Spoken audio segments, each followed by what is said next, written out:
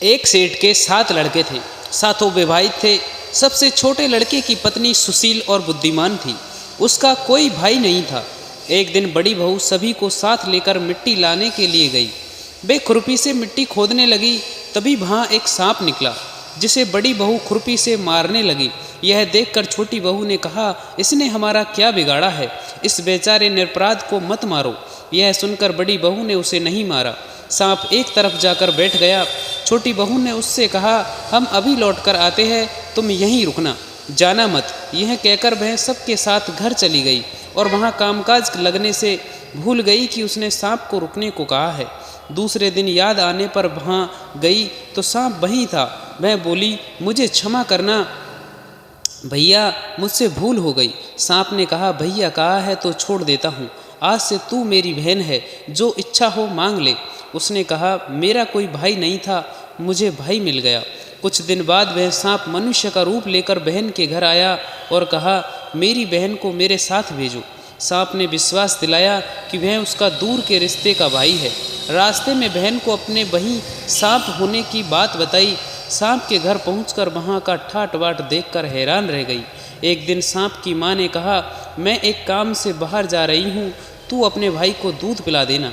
उसने दूध दिया, वह गर्म था, सांप का मुंह जल गया। यह देखकर सर्प की माता बहुत गुस्सा हुई। सांप ने कहा कि बहन को अब उसके घर भेज देना चाहिए। तब सांप और उसके पिता ने उसे बहुत सा सोना, चांदी, जवाहरात, वस्त्र आदि देकर उसके घर पहुंचा दिया। इतना सारा धन देखकर बड़ी बहू ईर्ष्या से बोली, भाई तो बड़ा धनवान है, तुझे अधिक धन लाना चाहिए था। सांप ने यह सुना तो उसने और धन ला कर दिया। सांप ने छोटी बहू को हीरा मणियों का एक अद्भुत हार दिया था। उसकी प्रशंसा उस देश की रानी ने भी सुनी और वह राजा से बोली कि सेठ की छोटी बहू का हार यहाँ आना चाहिए। राजा ने मंत्री को हुक्म दिया कि उससे वह हार लेकर शीघ्र उपस्थित हो। मंत्री ने सेठ जी से जाकर कहा कि महारानी जी छोटी बहू का हार पहनेगी, वह उसे लेकर मुझे दे दो। सेठ जी ने डर के कारण छोटी बहू से हार मंगा कर दे दिया। छोटी बहू को यह बात बहुत बुरी लगी। उसने अपने भाई को याद किया और आने पर कहा, भैया रानी ने मेरा हार छीन लिया है, तुम कुछ ऐसा करो कि जब वह हार उसके गले में रहे तब तक के लिए सर्प बन जाए, और जब वह मुझे लौटा दे तब हीरो और मणियों का हो जाए। सर्प ने ठीक वैसा ही किया। जैसे ही रानी ने हार पहना वैसे ही वह सांप बन गया। यह देखकर रानी चीख पड़ी और रोने लगी। यह देखकर राजा ने सेठ के पास खबर भेजी कि छोटी बहू को तुरंत भेजो। सेठ जी डरते हुए छोटी बहू को साथ लेकर वहां पहुंचे। राजा ने छोटी बहू से पूछा, तूने क्या जादू किया है, मैं तुझे दंड दूंगा। छोटी बहू बोली, राजन क्षमा करे, लेकिन यह हार ही ऐसा है कि मेरे गले में हीरो और मणियों का रहता है और दूसरे के गले में सांप बन जाता है। यह सुनकर राजा ने वह सांप बना हार उसे देकर कहा, अभी पहनकर दिखाओ।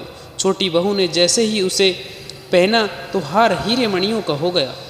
यह देखकर राजा को उसकी बात का विश्वास हो गया और उसने प्रसन्न होकर उसे बहुत सी मुद्राएं भी पुरस्कार में दी। छोटी बहू अपने हार और धन सहित घर लौट आई। उसके धन को देखकर बड़ी बहू ने ईर्ष्या के कारण उसके पति से कहा, उसकी पत्नी के पास न जाने का कहाँ से इतना धन आया है। यह सुनकर उसके पति ने अपनी पत्नी को बुलाकर कहा, ठीक ठीक बता कि यह धन तुझे कौन देता है। तब वह अपने भाई सांप को याद करने लगी। तब उसी समय सांप ने प्रकट होकर कहा, जो मेरी बहन के आचरण पर संदेह करेगा उसे मैं खा लूँगा।